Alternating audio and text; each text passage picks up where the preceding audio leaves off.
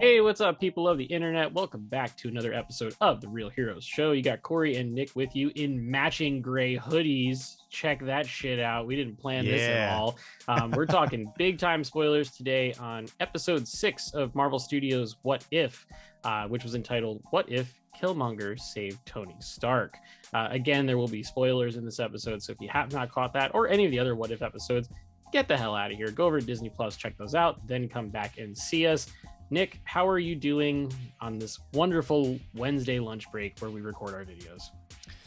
Good. Gonna have to eat a little bit more.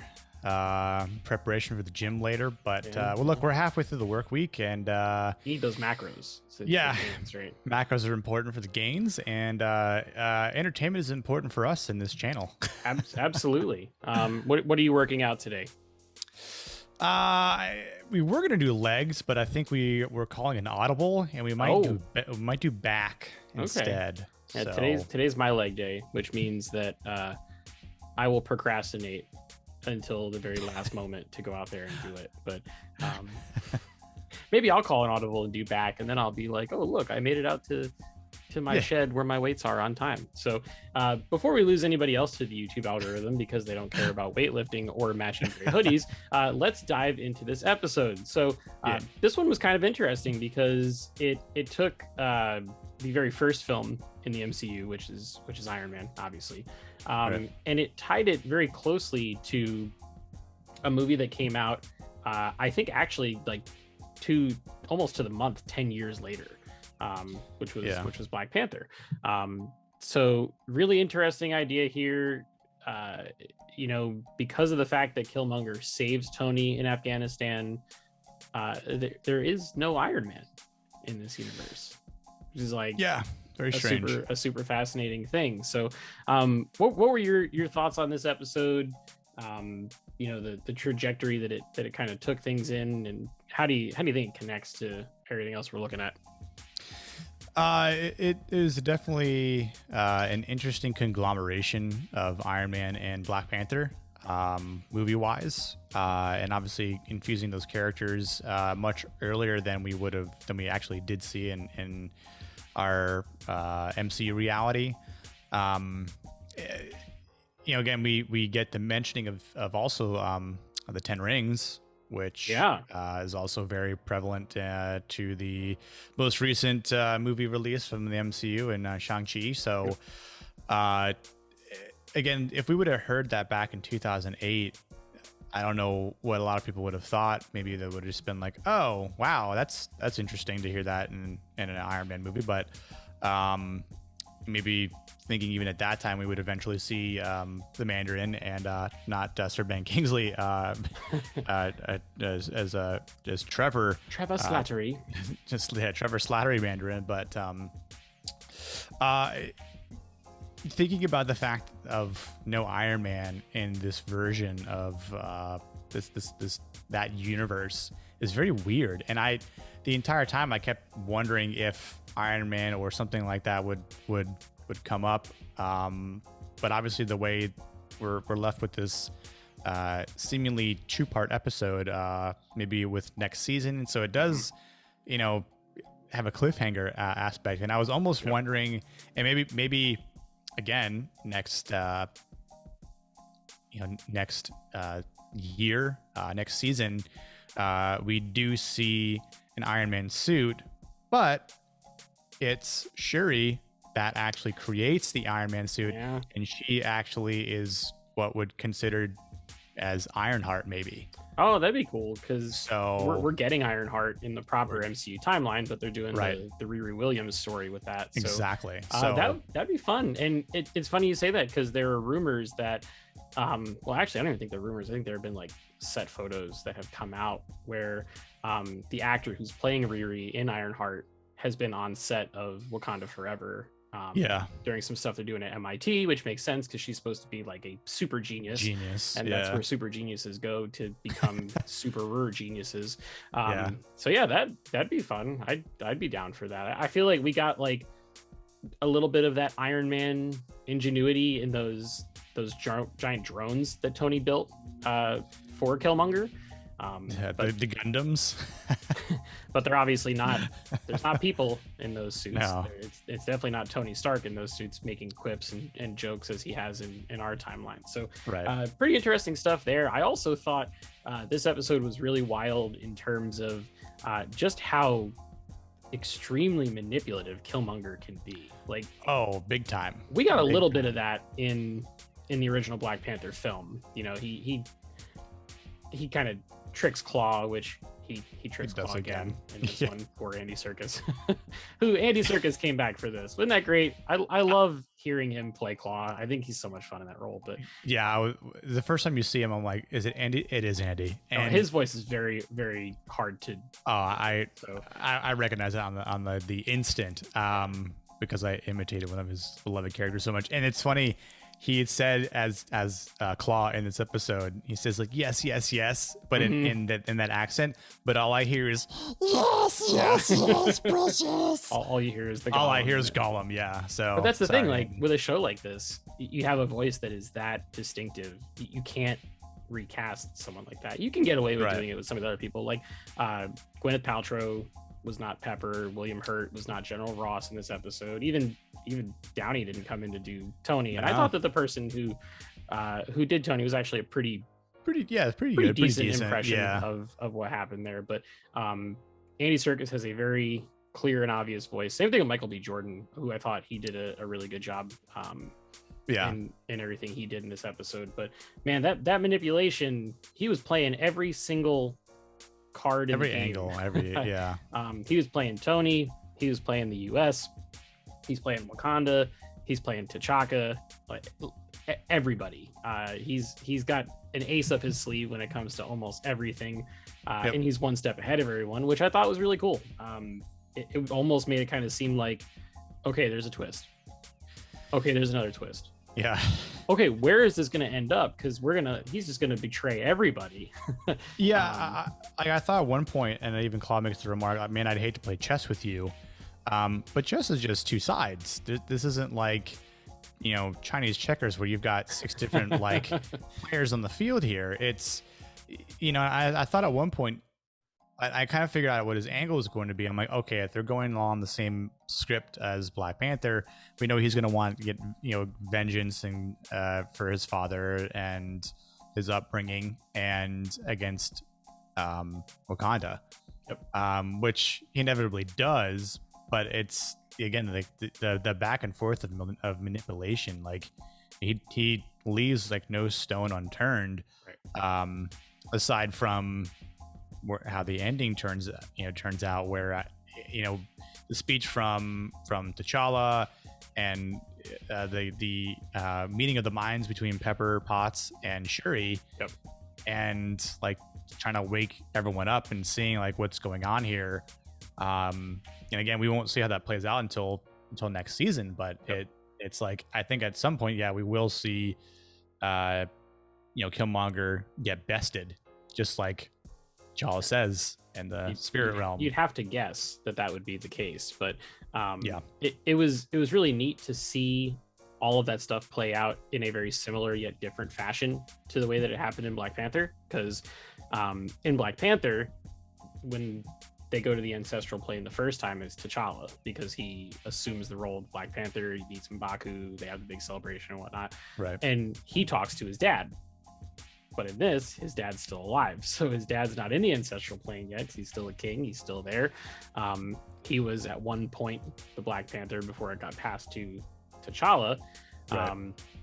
This time Michael B. Jordan's character Killmonger goes there, which is a little different from the film, because when Killmonger goes there, he sees his dad, but it's like it's almost kind of like a fever dream between the apartment in Oakland where his dad got killed and the ancestral plane. In this one, he goes straight to it, but instead of running into any of his elders, he runs into T'Challa, who Chadwick Boseman has gotten probably the best lines in this entire series so far. And the way that he talks about power and using power and it not being worth it, and how it's going to catch up to you either on this plane or the next or whatever. Really poignant, heavy stuff that the delivery from Chad is, we talked about this offline, but this series has even further cemented the fact that they should never recast that role. Yeah, absolutely. Like his even in voice acting, an animated character like has, yeah, it's just the way his character is written. But from what people have said about him in real life, like you can see his personality come out through the character, just like the wisdom that he portrays, and you know, even the way it just his accent that he has in the movies and the show, it's so different than the way it's portrayed from Killmonger, Michael B. Jordan, like when he says like Wakanda forever. Yeah, and it's like it's almost like a guy from the United States saying Wakanda forever. It just doesn't have you don't I didn't feel hyped when I heard it, and I was like, yeah, okay, battle, sure. And I think that's kind of the idea, right? You know, like it's like it's a false king, right? It's like it's like he says, like, you're doing this for a throne, suffering on more suffering. Like, that's not the answer, bruv. You know what I got a big feel on the whole part in Wakanda was Helm's Deep in the Two Towers. Oh yeah, a little bit. I had this feeling where like the eyes come up and you see like the orcs come through the rain, you know, and then when you'd have like, you know, Gandalf come in with Aemir with the Rohirrim, and they flank the orcs, and that's kind of like when he jumps on the rhino or whatever, and he flanks the Gundams, and you know, like I'm like, he's no Gandalf though. Like if anything, he's Saruman. Yeah, for real. So like, you're the one that betrayed everyone, man. So everyone. Yeah, like everyone. Times. Like I was kind of taken aback by how many important people he killed. Yeah, killed Tony, killed Rhodey. Rhodey, yeah, Klaue, T'Challa. he racked up a henchman on this episode, and who's to say that if this doesn't happen where it's continued in season 2 that he won't kill more? Because now he's got the heart-shaped herb in his system. He's going to be even faster and more powerful. He's got the suit, got the Black Panther suit, which is obviously made out of vibranium. It's fucking bulletproof. And yeah, and I guess we could talk about what if next season, but same thing. We see Thunderbolt Ross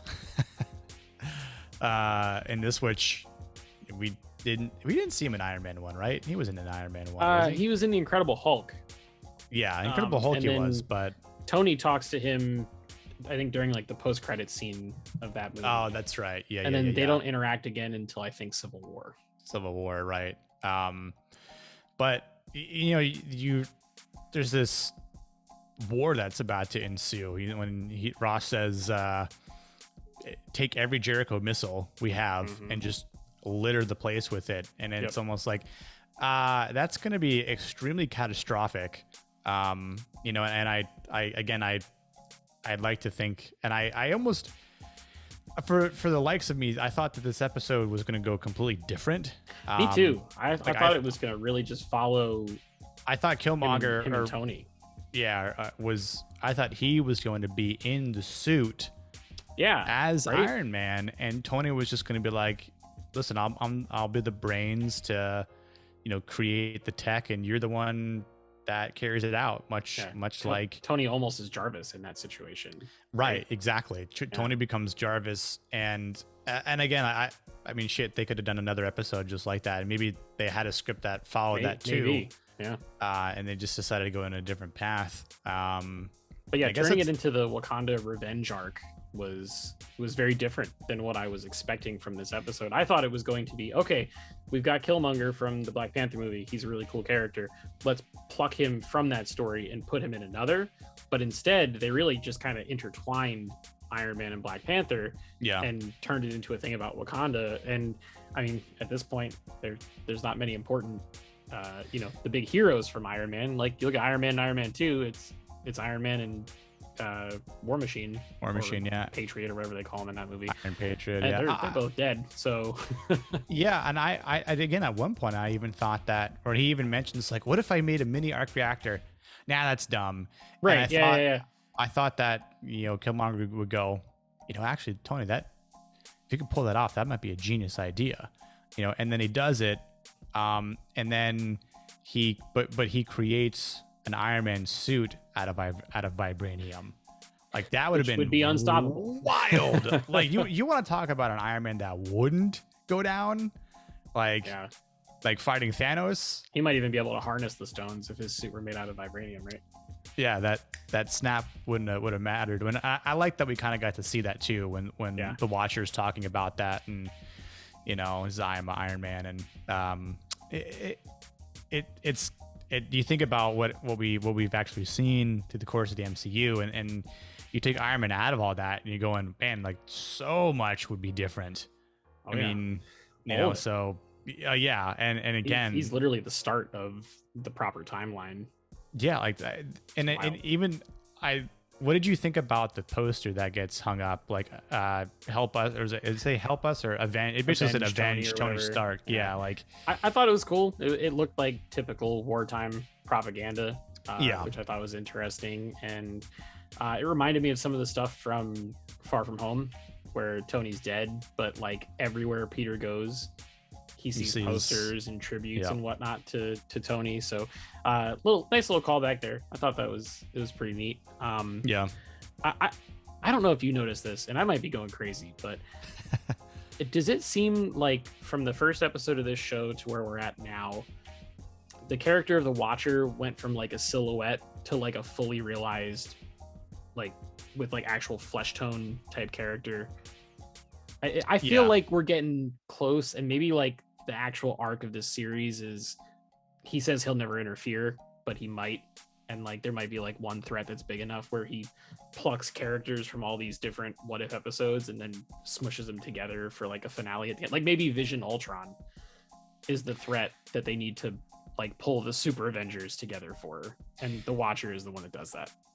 Yeah, and I think it's you're going against what will make the Watcher break that one rule, right? To interfere. Like, we see him communicate with Stephen Strange in that episode. We see zombies take over the Earth and harness the powers of even the Mad Titan himself. With the Infinity Stones. So, and again, it's almost like even then that wasn't enough to make him break that rule of interfering. And again, it's wondering what would really be so incredibly bad, right? That would require something of this, like, what's it gonna take? Like, this galactic being that is able to perceive everything in a multiversal perspective and go, all right, I gotta reach in here and like I need him, I need her, I need him. Yeah, you guys, and again, I wonder because there's that one clip from trailers. Where you see Peggy, Gamora, and I forget who. T'Challa Star-Lord is in there too. Yeah, and it's like the spinning shot from the 2012 Avengers, but it's all the ones from What If. I tried not to look at it because I'm like, fuck, this is, I don't want to see this. Like, yeah, but they dropped that in like the very first trailer for this show. Yeah, and when I went back and watched it, I was like, nope. So that's going to have to happen at some point, unless it's a bait and switch, which Marvel's done that before. They put stuff in trailers that, if you remember the first Infinity War trailer that came out, the final clip is all of them running through Wakanda, and fucking Hulk is there. Not only that, but even when you see Thanos or Cap is holding Thanos' hand, and at that time it only showed 2 stones. Right. And the gauntlet. 5 of them at that point. And 5, yeah. So they're tricky with that sort of thing. So who knows what we'll see? I mean, we've still got this was the 6th episode, so we got 3 more weeks of this. I think we know Party Thor. Party Thor. Something. My guess is that might be next week. Yeah, maybe. I would hope so, because if that one's going to be like a little bit lighter, more of a comedy type thing, yeah, better to do that before you start tying some of this stuff together. Yeah, But we'll see. I mean, like you mentioned, Gamora. We haven't seen any of Gamora yet. Yep. We haven't seen Vision with the stones in his head or whatever. Yeah, I have high expectations for that one. Not to put it on a pedestal, but should be fun, man. I'm looking forward to it. I think this show has been very fun, and I think that there's a very good chance that some of this stuff will bleed out into live action. I think we already saw the rumors this week that they're thinking about doing a live action zombie thing already. Yep. There are rumors about Captain Carter and Doctor Strange 2. There are rumors about the Doctor Strange Supreme showing up in Doctor Strange 2. So we'll see where it all goes. I'm hoping it does, because it'll teach the people that didn't want to watch a cartoon a big fat lesson. And then they'll be like, well, where'd that thing come from? And well, if you would have watched What If, you'd understand that. So watch canon material. That's it, man. They did say this is MCU canon, and it's just not part of the typical central universe that we've played in for the last 12 years or so. But out of 10, where are you going with this one? I want to give it maybe like a 7.5. Okay. Like I think, again, because the story isn't over, again, it's my presumption that we're going to see another part of this, which I think all in all would make this as a whole a lot better to kind of see it all fleshed out. But at the same time, like I think there was a lot of interesting dynamics. I think the characterizations from two different timelines in the movie, again in this one conglomeration was interesting. I don't know if it's as good as some of the the other What If episodes, but I still think it was like decent enough that it kind of makes you wonder just about really how it would have turned out if without Iron Man, without Tony Stark. So yeah. What about you? I think I agree with you. It didn't hit the high points that the Doctor Strange episode or the T'Challa Star-Lord ones did. Top tiers. Those are my two favorites still. However, it was fun. It was a very quick 35-minute watch. It went over, before it was even started. It was done. So I guess like a 7.25. Somewhere around there. I mean, it wasn't bad. It wasn't my favorite, so it just kind of fell somewhere in the middle for me. And like a lot of these other episodes, it kind of appears that they're looking like 2 or 3 parters that will continue on in a second or third season of the show. So if that happens, we'll see where it goes. We'll revisit these and maybe have a different appreciation or score for them. So so that's gonna do it for this video. We would love to hear from you guys now. There is a big fat comment section below this video. We would love for you to leave your thoughts there. We will respond to every comment that comes through. So if you want to tell us what you thought about this episode, if you liked what they did with some of the characters, if you didn't like what they did with some of the characters, if you want to just tell us what you had for breakfast this morning, we'll gladly share with you what we had for breakfast this morning. Do you have a gray hoodie? Do you have a gray hoodie like us? We have gray hoodies. Gray hoodies are great. But yeah, drop us that comment. We'll be more than happy to chat it up with you in that comment section below. If you'd like to help us out, you can always do so. Just like this video, subscribe, turn on those notifications, share with your friends. Also, make sure to check us out on Twitter and Instagram, Real Heroes Show. That way you can stay up to date on all of our new video posts and all of the dumb things that I tweet, with the occasional wisdom thrown in between bad jokes. That said, Nick, you're going to have a review of the next episode of C coming up soon. I believe we've got Ted Lasso coming out this week. Star Wars Visions comes out next Wednesday, and I believe it's every single episode in one day. So we're screwed. Binge. And then 2 days after that, Foundation premieres on Apple TV Plus. Doom Patrol on HBO Doom Patrol is coming out. There was something else. I think Midnight Mass comes out on the 24th. There's just so much that we're trying to cover. We're going to do our best to do all of it. So please be on the lookout for all of it. And until next time, we'll see you guys in the next video. Peace.